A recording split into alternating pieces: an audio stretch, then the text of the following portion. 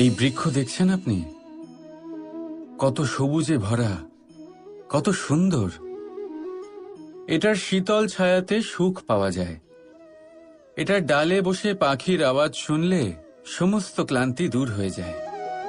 কিন্তু এই বৃক্ষ কি শুরু থেকেই এরকমই ছিল? এটা কি সবসময় এরকমই ছিল? না।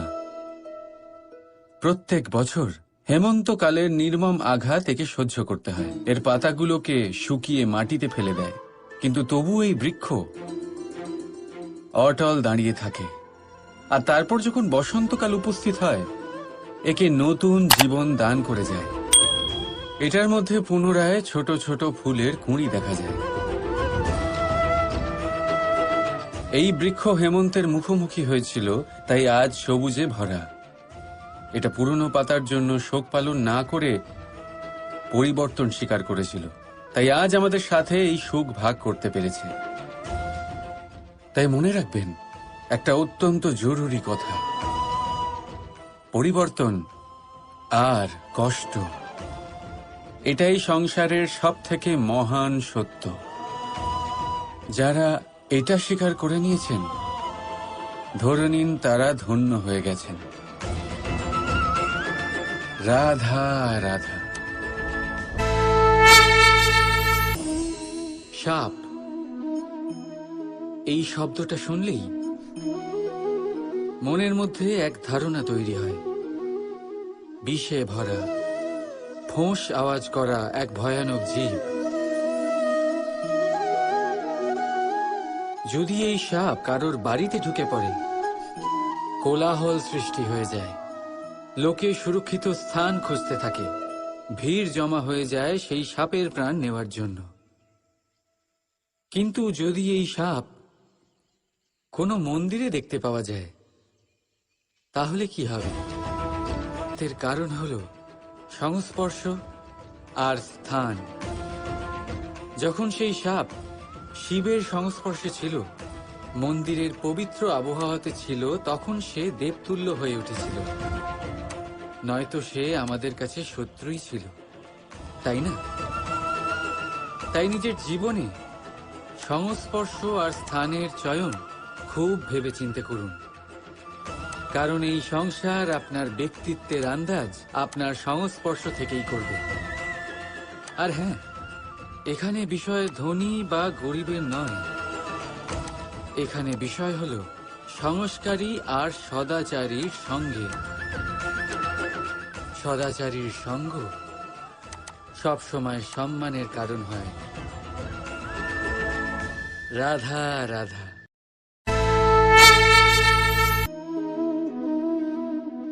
আমাদের আশেপাশে এরকম অনেক মানুষ থাকেন যারা খুব ভালোভাবে কথা বলতে পারেন, যারা নিজের মিষ্টি কথায় সবাইকে আকর্ষিত করেন, আর সেই জন্যই তিনি আকর্ষণের কেন্দ্র হয়ে যান। আর আমাদের আশেপাশে এমনও কিছু মানুষ থাকেন যাদের কথা আমাদের আঘাত করে, যাদের নজর আমরা চিরকাল এড়িয়ে চলতে পছন্দ করি, তাই না? শব্দ, এই শব্দ অত্যন্ত শক্তিশালী হয়। যদি এই শব্দ নবজীবন দান করতে পারে, তবে এই শব্দ প্রাণও হরণ করে নিতে পারে। যেমন একটা শব্দ মন্ত্র হয়ে জীবনে আশা আনে, তেমনি অন্য কোনো কুশব্দ আমাদের দুঃখ দেয়, আমাদের মনে ক্রোধ জাগ্রত করে। কেন? কারণ আমাদের কথা অমূল্য, আমাদের শব্দ ব্রহ্মা। তাই অত্যন্ত ভেবেচিন্তে মনের দাড়িপাল্লায় মেপে নিজের শব্দ প্রয়োগ করবেন, কারণ এই শব্দ দিয়েই শুরু আর এই শব্দ দিয়েই শেষ। রাধা রাধা। থেকে যায় শুধুমাত্র স্মৃতি, শুধুমাত্র স্মৃতি। এই সময় এটা কখনো থামে না। স্মৃতি মিষ্টি হবে না তিক্ত, এটা কার উপরে নির্ভরশীল? আপনার কর্মফলের সিদ্ধান্তের উপর। যদি আপনি এই জীবনটাকে বুঝতে চান, নিজের ভুলের থেকে কিছু শিখতে চান, তাহলে পিছনে তাকান। আপনার বিগত জীবনের থেকে বড় শিক্ষক এই সংসারে আপনি আর কাউকে পাবেন না। যদি জীবনে বাঁচতে চান তবে সামনে তাকান। সমস্ত সম্ভাবনা, সমস্ত সুযোগ ওখানেই আছে। যদি নিজেকে শুধরোতে চান, নিজের ভুল সংশোধন করতে চান, মহৎ কিছু করতে চান, তাহলে আগামী সময়ের থেকে ভালো স্থান আর কোথাও পাবেন না। তাই মনে রাখবেন, আপনি যতই চেষ্টা করুন যাতে আপনার দ্বারা কোনো ভুল না হয়, আপনার কোনো না কোনো ভুল অবশ্যই হবে। সেরকম হলে সেই ভুলের জন্য অনুশোচনা অবশ্যই করুন, তার থেকে শিক্ষাও নিন, কিন্তু সেই ভুল সংশোধন করতে কখনো ভুলবেন না। আপনার অতীতের কোনো ভুল ভবিষ্যতের একটা সুন্দর ফুলও হতে পারে। রাধা রাধা। আমরা সবাই নিজেকে স্বচ্ছ রাখতে চাই, শুদ্ধ রাখতে চাই, পবিত্র রাখতে চাই, আর দেখতে গেলে এটা হলো আমাদের কর্তব্যও বটে। এবার এটার জন্য আমরা কি না করি। যখনই আমরা সকালে উঠি তখন উঠেই আমরা দাঁত মাজি। দিনে যখনই আমরা সময় পাই কিছু সুগন্ধি খাদ্য খাবার চেষ্টা করি, যাতে আমাদের মুখ থেকে দুর্গন্ধ না আসে, বরং সুগন্ধ আসে।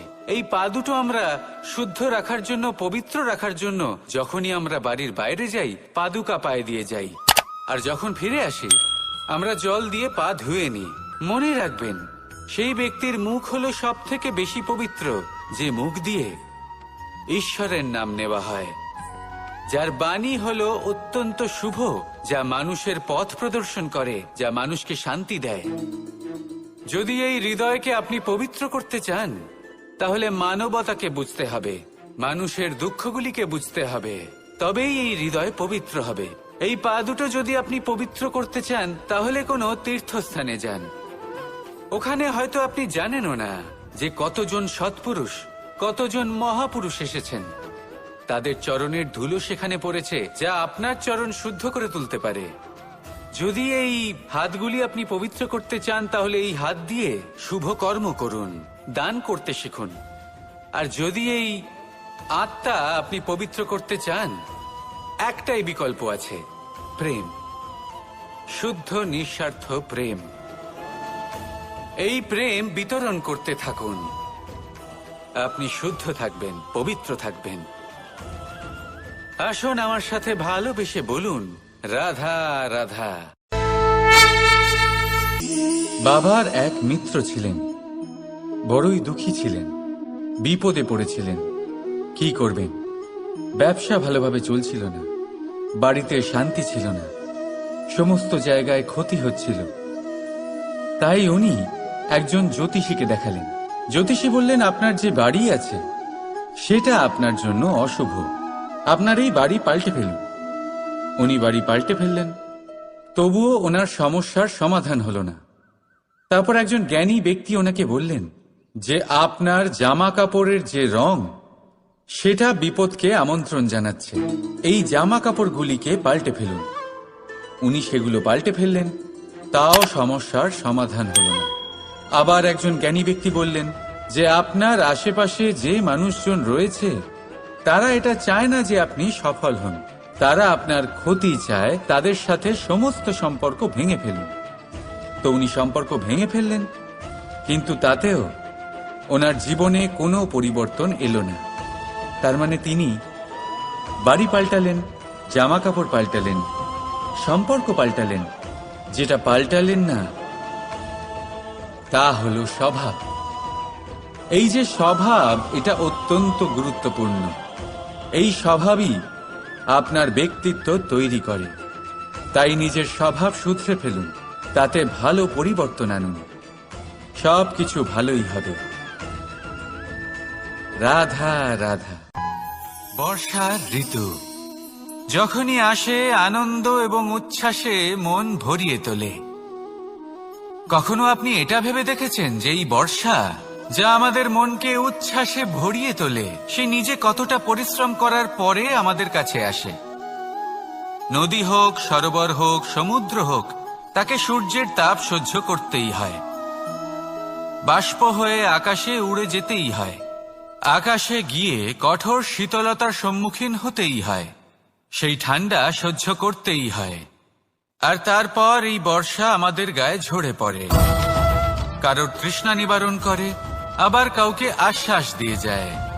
সেইভাবে জীবনে যদি আমাদের কোনো বড় কাজ করতে হয়, তাহলে আমাদের কঠোর এবং নিরন্তর পরিশ্রম করতেই হবে। আর যে ব্যক্তি এই পরিশ্রম করার পরেও, কোনো একটি নির্দিষ্ট স্থানে পৌঁছে যাবার পরেও বিনম্র থাকেন, সেই ব্যক্তি অমরত্ব লাভ করেন। তিনি হলেন সেই ব্যক্তি যাকে সমগ্র সংসার ভালোবাসেন। তাহলে সবসময় মনের মধ্যে বিনম্র ভাব বজায় রাখুন আর আমার সাথে ভালোবেসে বলুন, রাধা রাধা। কোনো এক বস্ত্রে যদি ছোট্ট একটা ছিদ্র উৎপন্ন হয়, আর যদি আমরা তার দিকে নজর না দিই, তাহলে সময়ের সাথে সমগ্র বস্ত্র ছিঁড়ে যায় আর কোনো কাজে আসে না। যদি কোনো একটা নৌকাতে ছোট্ট একটা ছিদ্র উৎপন্ন হয়, তাহলে সময়ের সাথে পুরো নৌকাই জলে ডুবে যায়। লক্ষ্যের দিকে অগ্রসর হওয়ার সময় একটা ছোট্ট ভুল আপনি যদি করে ফেলেন, তাহলে আপনাকে তা লক্ষ্যের থেকে দূরে করে দিতে পারে। এমনটা এই সম্পর্কের সাথেও হয়ে থাকে। কোনো একটা ছোট্ট কথা, একটা ছোট্ট মনোমালিন্য যদি সম্পর্কে আসে এবং সেটা না মেটানো হয়, তাহলে সেই সমগ্র সম্পর্কটা অনেক বড় বড় সম্পর্ক ভেঙে যেতে পারে। যদি আপনার সম্পর্কে ছোট্ট একটা ছিদ্র উৎপন্ন হয়, তাহলে প্রেমের সূচ আর স্নেহের সুতো দ্বারা সেলাই করে ফেলুন, যাতে আপনার এই সম্পর্ক অটুট থাকে এবং প্রেম দ্বারা পরিপূর্ণ থাকে। আসুন আমার সাথে ভালোবেসে বলুন, রাধা রাধা। জীবনে সাফল্য এবং অসফলতা আপনার বল, আপনার শক্তির উপরে নির্ভরশীল নয়, আপনার মানসিকতার উপর নির্ভরশীল। যদি কোনো ব্যক্তি দৃঢ় নিশ্চয় করে নেয়, তাহলে সে কখনো হারে না। যদি কেউ হার মেনে নেয়, তাহলে সে কখনোই জিততে পারে না। শেষ পর্যন্ত কি হয়? এই ভাবনাই সত্য হয়ে সামনে চলে আসে, আর এই ভাবনাই পরবর্তীকালে ইতিহাস রচনা করে। সেই জন্য আপনি যদি চান আপনার নাম ইতিহাসে থাকুক, তাহলে দৃঢ় হতে শিখুন। ইতিবাচক ভাবনার সাথে, পরিশ্রমের সাথে এগিয়ে চলতে থাকুন। প্রতিস্পর্ধা গ্রহণ করুন আর শুধুই এগিয়ে যেতে থাকুন। সংসারে আপনি যে কোনো উচ্চতাতেই পৌঁছতে পারবেন, কারণ ইচ্ছে শক্তি আর ভালোবাসার চেয়ে বেশি শক্তিশালী আর কিছুই নেই। তাহলে আসুন আর আমার সাথে ভালোবেসে বলুন, রাধা রাধা। আজ আমি আপনাকে একটা ছোট্ট কাহিনী শোনাবো। একবার আমি, রাধা আর দাদা, আমরা তিনজনে মিলে লুকিয়ে একটা উপবনে গেলাম আম পেড়ে খেতে। অনেক পরিশ্রম করে আমরা ওখানে পৌঁছলাম আর আমরা আশ্চর্যচকিত হয়ে গেলাম এটা দেখে যে এবার তো আম পাকেইনি।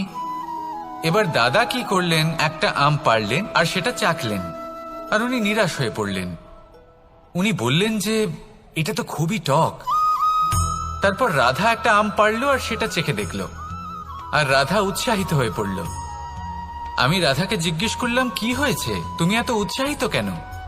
তখন রাধা বলল যে এবার এত বেশি টক আম হয়েছে যে এগুলো দিয়ে আমরা আচার বানাবো। তাহলে দাদা ওখান থেকে বেরিয়ে গেলেন নিরাশ হয়ে এবং খালি হাতে। রাধাও ওখান থেকে বেরিয়ে গেল কিন্তু উৎসাহিত হয়ে, আর অনেকগুলো কাঁচা আম সাথে নিয়ে। এর থেকে আমরা কি শিক্ষা পেতে পারি? যে প্রত্যেকটা স্থানে এমন কিছু রয়েছে যেখান থেকে আমরা কিছু একটা শিক্ষা লাভ করতে পারি, যা আমাদেরকে বিকাশের পথে নিয়ে যেতে পারে। এই শিক্ষা প্রত্যেক স্থানে আছে। সবকিছু আমাদের দৃষ্টিভঙ্গির উপর নির্ভর করছে। যখনই আমাদের জীবনে, আমাদের সম্পর্কে কোনো সমস্যা, কোনো বিপদ আসে, তখন বেশিরভাগ মানুষ সেই বিষয় নিয়ে দুঃখী হয়ে পড়েন। আর কিছু মানুষ এমনও থাকেন যারা শেষ পর্যন্ত তার সমাধান করেন, বিপদকে পরাজিত করেন, সম্পর্কগুলিকে আবার জুড়ে দেন। যদি আপনি সুখের খোঁজ করেন, তাহলে আপনি সুখ অবশ্যই পাবেন, প্রসন্নতা অবশ্যই পাবেন। যদি আপনি দুঃখ খোঁজেন, তাহলে দুঃখ অবশ্যই পাবেন। এবার আপনি কি খুঁজতে চান, সেই চয়ন আপনারই। আসুন আর আমার সাথে ভালোবেসে বলুন রাধা রাধা।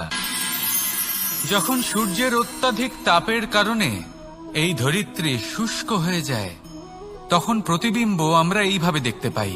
আমরা কোথাও দূরে তাকালে আমাদের মনে হয় সেখানে জল রয়েছে। আমরা যখনই কাছে গিয়ে দেখি তখন দেখি যে সেখানে জলই নেই। তারপর যেই আমরা পেছনে ফিরে তাকাই আমরা দেখি যেখান থেকে আমরা এসেছি সেখানে জল পড়ে রয়েছে। এবার এই যে মরুতৃষ্ণা, তা কিন্তু শুধুই ভূমিতে নয়, আমাদের ভাবনা চিন্তার সাথেও এটাই হয়ে থাকে, অনেক সময় হয়ে থাকে। যে ব্যক্তি জল লাভ করার আশায় বসে থাকে সে কখনোই জল লাভ করতে পারে না, কিন্তু যে ব্যক্তি জল লাভ করার আশায় নিরন্তর পরিশ্রম করতে থাকে, ঘাম ঝরায়, সেই ব্যক্তি কোনো মরুভূমিতেও জল লাভ অবশ্যই করে। জীবনে যদি আমরা বড় কিছু লাভ করতে চাই তাহলে নিরন্তর পরিশ্রম করতেই হবে। পরিশ্রমের এই মনোভাব অত্যন্ত গুরুত্বপূর্ণ। এই মনোভাব আর দৃষ্টিভঙ্গি এ হল অন্তরের গুণ। রূপ এবং প্রসাধন এগুলি হল বাহ্যিক আবরণ।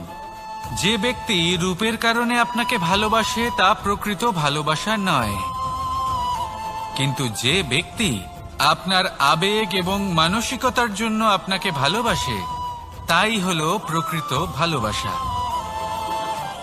তাহলে এই কথাটা মনে রাখুন আর আমার সাথে ভালোবেসে বলুন রাধা রাধা। সিংহকে বনের রাজা বলা হয়।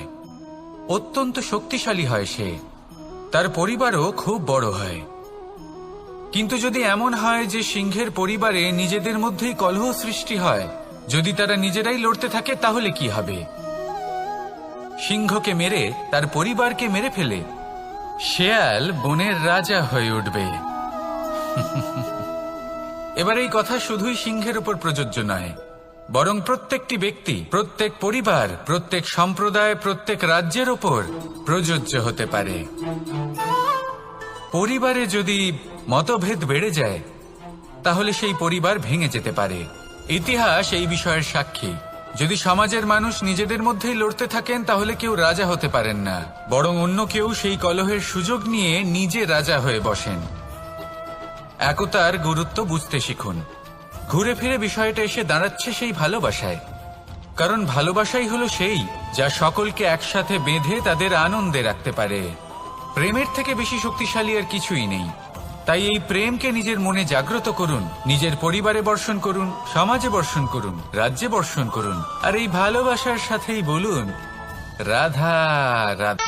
বর্ষা কখনো অনুভব করে দেখেছেন এই বর্ষা? আকাশ থেকে বর্ষার ফোঁটা ঝরে পড়ে, মিষ্টি ফোঁটা, শীতল ফোঁটা, মনকে পবিত্র করে তোলে, ধরিত্রীর তৃষ্ণা নিবারণ করে, আশপাশটা সবুজে ভরিয়ে তোলে। এবার এইরকম জল আমরা কুয়ো থেকেও পেতে পারি।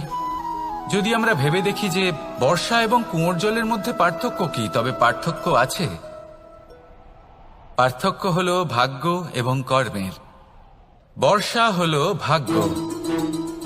প্রকৃতির যখন ইচ্ছে হবে তখন বর্ষা হবে, কিন্তু কুয়ো আমরা এমনি এমনি পাই না।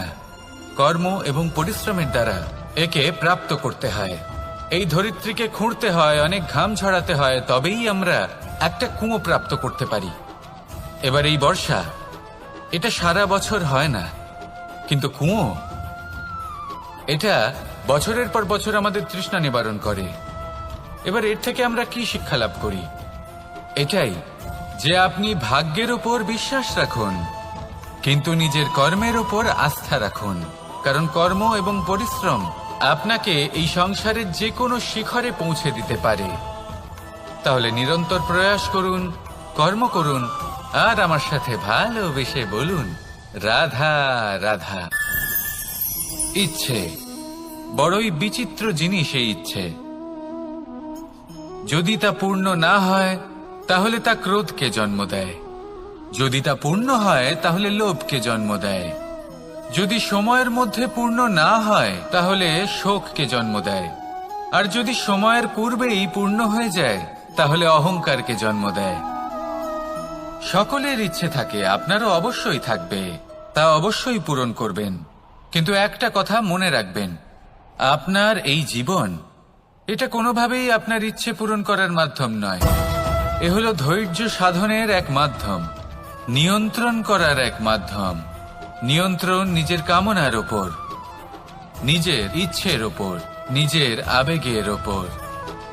কারণ ইচ্ছে এটা হলো সেই অশ্বের মতো যা একবার লাগাম ছাড়া হয়ে গেলে, আপনার হাত থেকে যদি এই লাগাম বেরিয়ে যায় তাহলে তা আপনাকে সোজা বিনাশের পথে নিয়ে যেতে পারে। কিন্তু যদি আপনি একে নিয়ন্ত্রণ করতে পারেন তাহলে এটা আপনাকে সাফল্যের শিখরে অবশ্যই পৌঁছে দিতে পারে। তাহলে ইচ্ছেগুলিকে নিয়ন্ত্রণ করুন আর আমার সাথে ভালোবেসে বলুন, রাধা রাধা। আমরা আনন্দ লাভের জন্য ভালোবাসি মা বাবাকে, ভাই বোনকে, পরিবার পরিজনকে, বন্ধুকে, প্রেমিকাকে। আমরা চাই যে সকলে যেন আপন হয়ে থাকেন, আমাদের কাছে থাকেন। কিন্তু মানুষের একটা প্রবৃত্তি আছে যে তিনি যা লাভ করে ফেলেন তার মূল্য তিনি বুঝতেই পারেন না। যদি আপনার বাড়ির কাছে একটা মিষ্টি জলের সরোবর থাকে বা সুন্দর নদী থাকে, তাহলে জলের গুরুত্বটা কি আপনি তা বুঝতেই পারবেন না। সেইখানে আপনি যদি কোনো একটা মরুভূমিতে যান, আপনি অনুভব করতে পারবেন যে এক একটা ফোঁটা জলের কি গুরুত্ব, তার মূল্য কি। সুখের মুহূর্তে যদি আপনজনদের মনে রাখেন, তবে দুঃখের মুহূর্ত নিজে থেকেই দূরে সরে যাবে। ভালোবাসা এবং তার সাথে স্মরণ করা, এটাই তো হলো জীবনের এবং ভালোবাসার আসল মূল্য। আসুন আর আমার সাথে ভালোবেসে বলুন, রাধা রাধা। একটা জলের ফোঁটাকে ফোঁটা নামে সম্বোধন করা হয়। অনেক ফোঁটা একত্রিত হলে সাগরের রূপ ধারণ করে। শুধু একটা পাতাকে পাতা বলা হয়, অন্য অনেক পাতার সাথে একত্রিত হলে তা গ্রন্থের রূপ ধারণ করে। একটা মাত্র সুতো অন্য সুতোর সাথে মিলিত হলে বস্ত্রের রূপ ধারণ করে। অনেক সংখ্যক ইট একত্রিত হলে মহলের রূপ ধারণ করে। সৈন্যরা একত্রিত হলে সৈন্যদল তৈরি হতে পারে। এটা হলো শক্তি সংগঠনের, এটাই হলো শক্তি একতার। তা সে বনস্পতি হোক বা কোনো ব্যক্তিই হোক, কোনো মনোভাবই হোক, যদি একা থাকে তাহলে দুর্বল হয়ে পড়বে। যদি সংগঠিত থাকে তাহলে শক্তিও বাড়বে আর আপনাকে সামনে এগিয়েও নিয়ে যাবে। তাই এই একতায় বিশ্বাস রাখুন আর আমার সাথে ভালোবেসে বলুন, রাধা রাধা। জীবন কিসের উপর নির্ভরশীল? ধনের ওপর, বৈভবের ওপর, নিঃশ্বাসের ওপর? না, এই জীবন নির্ভরশীল বিশ্বাসের ওপর। বিশ্বাস নিজের ওপর, বিশ্বাস আমাদের আপনজনের ওপর। কিন্তু যখন এই বিশ্বাস ভেঙে যায় তখন মানুষের মনও ভেঙে যায়, আর তারপর সে অন্য কিছু করতেই পারে না। তখন কি করা যেতে পারে? 3টে কাজ আছে যা আপনি করতে পারেন। প্রথম, ভালোবাসা। যাকে আপনি ভালোবাসেন, যারা আপনাকে ভালোবাসে, ভুল যারই হোক না কেন, তার কাছে ক্ষমা চাইতে কখনোই সংকোচ বোধ করবেন না। দ্বিতীয় হলো বিশ্বাস। যারা আপনাকে ভালোবাসেন, আপনাকে বিশ্বাস করেন, তাদের বিশ্বাস কখনো ভাঙবেন না। তৃতীয় হলো আশা। যারা আপনাকে ভালোবাসেন, আপনাকে বিশ্বাস করেন, তাদের আশা আপনার সাথে জড়িত। তাদের থেকে কখনো কিচ্ছু লুকোবেন না। এই 3টে কাজ করুন আর এই জীবন সুপ্রসন্ন হয়ে বলবে, রাধা রাধা। আমি মনুষ্যরূপে জন্ম নিয়েছি এবং সমস্ত কর্ম এই রূপেই করেছি। কিন্তু আশ্চর্যের বিষয় হলো যে আজও মানুষ আসেন এবং হাত জোর করে প্রার্থনা করেন যেন আমি ওনাদের সহায়তা করি। আপনাদের একটা কথা বলতে চাই, আমি সকলকে সাহায্য করতে পারবো না, কিন্তু আমি শিক্ষা অবশ্যই দিতে পারবো, জ্ঞান প্রদান করতে পারবো। এমন কিছু জ্ঞান যার ভিত্তিতে মানুষ যা চাইবেন তাই লাভ করতে পারবেন যদি সঠিক কর্ম করতে থাকেন। যখন কংসের অসুররা গোকুলে ধ্বংসলীলা চালাচ্ছিলেন, তখন আমি কারোর থেকে সাহায্য চাইনি। আমি দাঁড়িয়েছিলাম এবং আমি তার বিরোধিতা করেছিলাম। সবাই বলেন যে আমি ছোট্ট একটা আঙুলে গোবর্ধন পর্বত তুলেছিলাম, কিন্তু আমি কি ওখানে একা ছিলাম? কখনোই নয়। আমার সাথে অসংখ্য গোকুলবাসী, অসংখ্য বর্ষণাবাসী ছিলেন, নিজের হাতে একটা লাঠি নিয়ে। ওনাদের মনোবল, ওনাদের আশীর্বাদ আমার সাথে ছিল। মহাভারতে আমি শুধুই শিক্ষক ছিলাম, আমি শুধুই শিক্ষা দিয়েছি। লক্ষ্য সাধন করেছে অর্জুনই, যুদ্ধ করেছে অর্জুনই এবং জয়ী হয়েছে অর্জুনই। আমি শুধুই শিক্ষা দিতে পারি। অবশেষে আপনাকে শুধু এটুকুই বুঝতে হবে যে ঈশ্বর সবকিছু করতে পারেন না, করতে হবে আপনাকে। ঈশ্বর আপনাকে আশীর্বাদ করতে পারেন যে কাজ আপনি মন থেকে করবেন সেটা অবশ্যই পূরণ হবে। সেই জন্য নিজের লক্ষ্যের পথে এগোতে থাকুন। চেতনা, বিবেক এবং পরিশ্রমের দ্বারা আপনার যা যা স্বপ্ন আছে, যা লক্ষ্য আছে, আপনি অবশ্যই লাভ করবেন। আর এই মন সুপ্রসন্ন হয়ে বলবে, রাধা রাধা। কখনো কখনো এমন হয় আমরা আমাদের বাড়ির উঠোনে বীজ বপন করি, আর তা বিকশিত হয় একটা সুন্দর বৃক্ষে। তার শাখাগুলি প্রতিবেশীর বাড়ি পর্যন্ত পৌঁছয়। ফলের বর্ষণ প্রতিবেশীর বাড়িতেও হয়ে থাকে। আর আমরা ভাবি গাছ আমরা উৎপন্ন করব আর ফল খাবেন আপনারা। এ কেমন কথা হলো? আপনাকে এই কথা বুঝতে হবে যে এসব হলো ভৌতিক বস্তু, সাংসারিক বস্তু। কখনো নিজের বাড়ির বাগানে ভালোবাসার গাছ বপন করে দেখুন। তার শাখাও প্রতিবেশীর বাড়ি পর্যন্ত পৌঁছবে, ফলের বর্ষণ সেখানেও হবে। কিন্তু সেই ফল চাইতে আপনাকে যেতে হবে না, সেই ফল দ্বিগুণ মাত্রায় আবার আপনার কাছেই ফিরে আসবে। তাই নিজের বাড়িতে আর নিজের মনে ভালোবাসার গাছ উৎপন্ন করুন। এই জীবন প্রসন্ন হয়ে বলবে, রাধা রাধা। আমাদের জীবন হলো একটা উপবনের মতো, যেখানে কাঁটাও আছে আবার ফুলও আছে। আর যদি আপনি ফুল লাভ করতে চান তাহলে কাঁটার সংস্পর্শে তো আপনাকে আসতেই হবে। এটাই জীবনের সত্য। আমাদের জীবনে, আমাদের পরিবারে, আমাদের সমাজে দেখবেন ভিন্ন ভিন্ন ধরনের মানুষ আছে। কেউ আছেন দুর্জন, কেউ সজ্জন, কেউ শত্রু হন তো কেউ মিত্র। যদি আপনি দুর্জনদের কাছে যান তাহলে শুধুই কষ্ট পাবেন, যদি আপনি শত্রুর কাছে যান তাহলে ঝামেলায় জড়িয়ে পড়বেন। তার চেয়ে ভালো আপনি সজ্জনদের কাছে যান, আনন্দ এবং জ্ঞান লাভ করবেন। নিজের মিত্রদের কাছে যান, আপনি সাহস লাভ করবেন। আরো একটা কথা বলি, এই জীবন এত বড়ও নয় যে আপনি প্রত্যেক সমস্যায় প্রত্যেক মানুষের সাথে ঝামেলায় জড়াবেন। শুধু যার সাথে আপনার মনের মিল হবে তাকে প্রণাম করুন, আর যার সাথে মনের মিল হবে না তাকে দূর থেকে প্রণাম করুন। কিন্তু মনের মধ্যে থেকে প্রেমের বোধ কোথাও যেতে দেবেন না, কারণ এই ভালোবাসাই শেষ মুহূর্তে আপনার উচিত পথ প্রদর্শন করবে। তাই এই ভালোবাসাকে মনে জাগ্রত রাখুন, আর এই ভালোবাসার সাথেই বলুন, রাধা রাধা। কখনো আপনি কোনো গোয়াল দেখেছেন? অধিক মাত্রায় গোবর পড়ে থাকে, আর ওখানে এক ধরনের পোকা দেখতে পাওয়া যায় যাকে গুবরে পোকা বলা হয়। এরা কি করে? সারাদিন সেই গোবরেই বাস করে। সেই গোবরকে গোল আকৃতি প্রদান করে নিজের বাসার দিকে নিয়ে যাওয়ার চেষ্টা করে। অনেক পরিশ্রম করার পরে সেই গোবরের টুকরোগুলো নিজের বাসার দিকে নিয়ে যায় আর বুঝতে পারে ওর বাসা তো খুবই ছোট, আর এই গোবরের টুকরো তো অত্যন্ত বড়।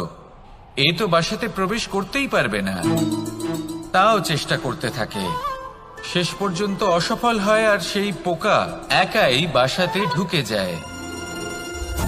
এরকম মানুষের সাথেও হয়ে থাকে। সমস্ত জীবন মানুষ ধন, স্বর্ণ, সুখ স্বাচ্ছন্দ্য এই সব কিছু অর্জন করতে ব্যস্ত থাকে। আর যখন সময় আসে এই সংসারকে ত্যাগ করে চলে যাওয়ার, তখন সে বুঝতে পারে যে এই সবকিছু তো আমি নিজের সাথে নিয়ে যেতেই পারবো না। মনে দুঃখ নিয়ে সংসার থেকে বিদায় নেয় সে।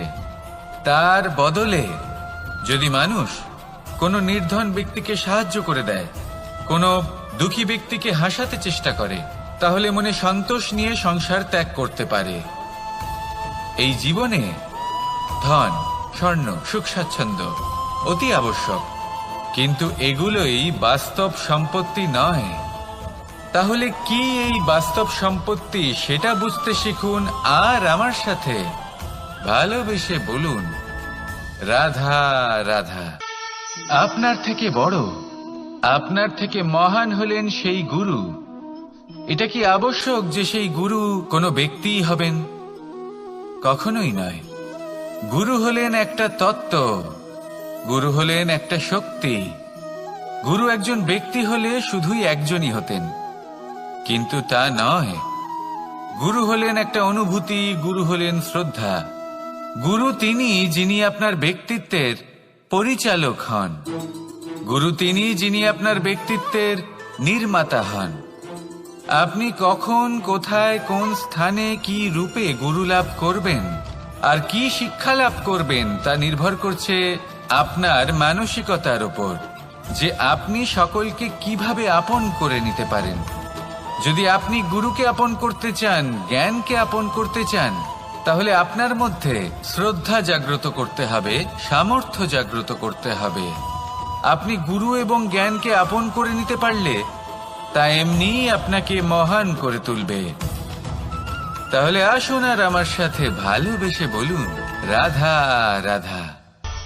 সময় এবং ধন, একটা যা প্রকৃতি আমাদের দান করেন আর একটা যা আমরা নিজেরা অর্জন করি। কিন্তু যখন হারিয়ে ফেলার প্রসঙ্গ আসে তখন আমরা এই দুই একসাথে হারিয়ে ফেলি। এই সময় যদি আপনি গুনতে থাকেন তাহলে তা এমনিও নষ্ট হয়ে যাবে, কারণ সময় গণনা করতে আপনি যে সময় ব্যতীত করেন তা তো এমনিই নষ্ট হয়ে যায়। এই সময়কে যদি আপনি একত্রিত করার চেষ্টা করেন তাহলে তা সম্ভব হবে না। সময়ের বিষয়ে শুধু একটাই কথা বলবো, আপনি যদি একে ব্যবহার করেন তাহলেই জীবনে বৃদ্ধি হবে। ধনের সাথেও এটাই হয়।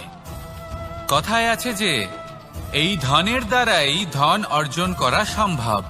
যদি আপনি এই ধনের যত্ন নেন এবং একে সামলে রাখেন তাহলে ধন আপনাকে সামলে রাখবে। এবার সময় আমরা প্রচুর পরিমাণে পাই, কিন্তু তার অর্থ এটা নয় যে আমরা তা নষ্ট করি। বাস্তব অর্থে সময় তা অত্যন্ত মূল্যবান। এর সদ্ব্যবহার করা যদি আপনি শিখে যান তবে এই সময়ও আপনাকে অবশ্যই অতি মূল্যবান করে তুলবে। আসুন আর আমার সাথে ভালোবেসে বলুন, রাধা রাধা। কথায় আছে যে এমন কোনো অক্ষর নেই যার দ্বারা কোনো মন্ত্র হয় না। এমন কোনো বনস্পতি নেই যা নিজেই একটা ঔষধি নয়। পৃথিবীর এমন কোনো ব্যক্তি নেই যার মধ্যে কোনো যোগ্যতা থাকে না। শুধু প্রয়োজন হলো যে ব্যক্তিকে আমরা খুঁজে চলেছি তাকে সঠিকভাবে চিনে নেওয়া। যদি তার যোগ্যতা, তার বিশেষত্ব আমরা বুঝতেই না পারি তাহলে আর লাভ কি রইল? এই সংসারে এমন অনেক ব্যক্তি রয়েছেন যারা ছোট ছোট অসফলতার কারণে আপনাকে এটা বলে দেবে যে আপনি কোনো কাজের নন, আপনি হলেন মূর্খ, আপনি কিছুই করতে পারবেন না। এইসব কথায় কখনোই বিশ্বাস করবেন না, কারণ আপনি এবং প্রত্যেকটি জীব এই পরমাত্মা এবং এই প্রকৃতির সৃষ্টি যা অত্যন্ত বিশেষ। যদি আপনাকে উদাহরণ দিই তাহলে একদিকে আছে তরোয়াল, একটা বড় লম্বা তরোয়াল যার দ্বারা যুদ্ধ করা যায়, জয়লাভ করা যায়। আর অন্যদিকে রয়েছে একটা ছোট্ট সূচ, কিন্তু যে কাজ একটা ছোট্ট সূচ করতে পারে তা একটা তরোয়াল দ্বারা সম্ভব নয়। এর অর্থ হলো এটাই যে প্রত্যেকটা রচনা অত্যন্ত অমূল্য এবং অত্যন্ত বিশেষ হয়। তাহলে বিশ্বাস রাখুন যে আপনি অত্যন্ত বিশেষ একজন, আর প্রেমের সাথে বলুন, রাধা রাধা। বাল্যকালে যখন আমি মাখন খেতাম তখন যশোদা মায়ের আমার মাখন খাওয়া নিয়ে কোনো সমস্যা ছিল না, কিন্তু যখন আমি মাখন খেতাম, মাখন চুরি করতাম, তখন যেই প্রকারে বাড়ির পরিচ্ছন্নতা আমি নষ্ট করতাম তা নিয়ে অবশ্যই যশোদা মায়ের আপত্তি ছিল। আর হবে নাই বা কেন? কথায় আছে যে যদি আমাদের ঘর পরিচ্ছন্ন থাকে সেখানে লক্ষ্মী বসবাস করে থাকেন, তবেই সেই বাড়িতে সন্তোষ ভাব থাকবে। সেই জন্যই আমাদের যশোদা মা পরিশ্রম করে বাড়ির ভেতর এবং বাড়ির বাহির সবসময় পরিচ্ছন্ন করে রাখতেন। এবার যেইভাবে আমাদের বাড়ি, যেখানে আমাদের পরিবার বসবাস করতেন, সেইভাবেই আমাদের শরীর আর আমাদের আত্মা রয়েছে যাতে আমরা বসবাস করি। একেও স্বচ্ছ রাখা প্রয়োজনীয়। এবার স্বচ্ছ কিভাবে রাখা যায়? শুধু বাহ্যিক পরিচ্ছন্নতা আর প্রসাধন দ্বারা তা সম্ভব হবে না। জীবনে কিছু কটু অভিজ্ঞতা আমাদের সকলের থাকে। সেই কটু অভিজ্ঞতাগুলির কারণে আমাদের মন, আমাদের আত্মা মলিন হয়ে যায়। এই মালিন্য থেকে আমাদের আত্মাকে মুক্ত করা অত্যন্ত প্রয়োজনীয়। এই স্বচ্ছতা অত্যন্ত প্রয়োজনীয়। আর আমাদের এই মন মালিন্য থেকে মুক্ত হতে পারে শুধুমাত্র প্রেম এবং করুণার দ্বারা। তাই সকলকে ভালোবাসতে থাকুন আর মনের মধ্যে করুণার বোধ জাগ্রত করুন। কারণ যেইভাবে বাড়ি পরিষ্কার থাকলে তাতে লক্ষ্মী বসবাস করেন, সন্তোষবোধ বজায় থাকে, সেইভাবেই যদি মন স্বচ্ছ থাকে তাহলে তাতে সন্তোষও থাকবে, শান্তিও থাকবে। তাহলে ভালোবাসতে থাকুন, মনের মধ্যে করুণাবোধ জাগ্রত করুন আর আমার সাথে ভালোবেসে বলুন, রাধা রাধা। আপনি কখনো রেশমের কীট দেখেছেন? নিজের সুরক্ষার জন্য সে নিজের লালা থেকে একটি সুতো উৎপন্ন করে আর সেই সুতো দ্বারা নিজেকে পেঁচিয়ে নেয়, প্রকৃতি এবং অন্য জীবজন্তুর হাত থেকে সুরক্ষার জন্য। কিন্তু যখন সেই সুতো শুকিয়ে যায় তখন কি হয়?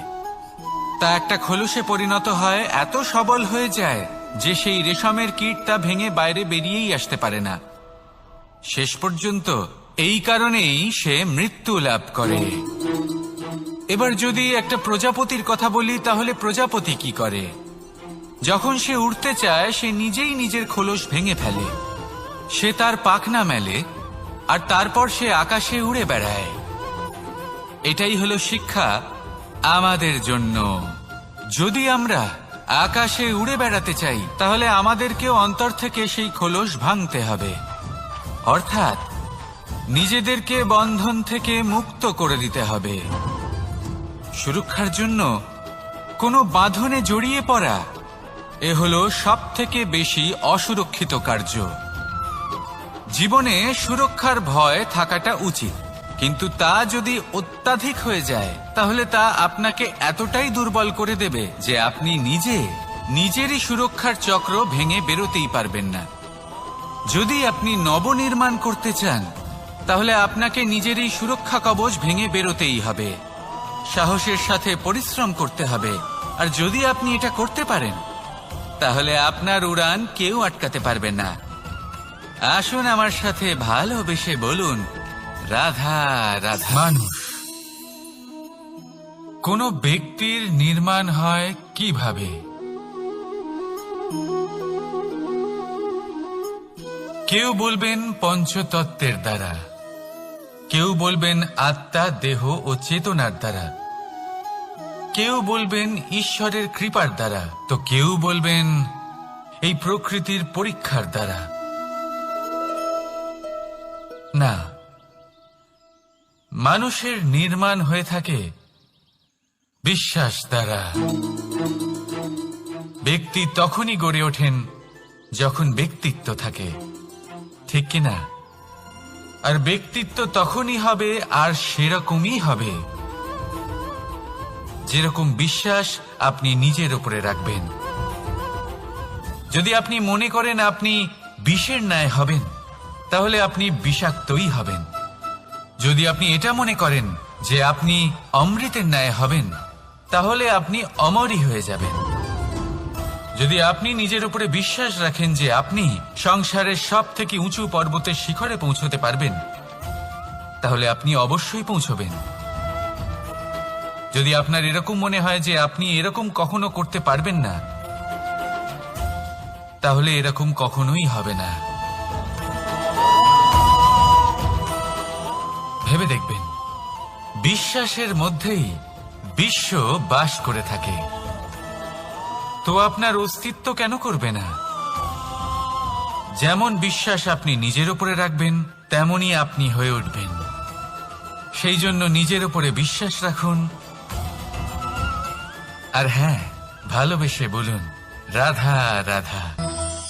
শত্রুতা, একজন মানুষ অন্য মানুষের সাথে শত্রুতা করে বসেন।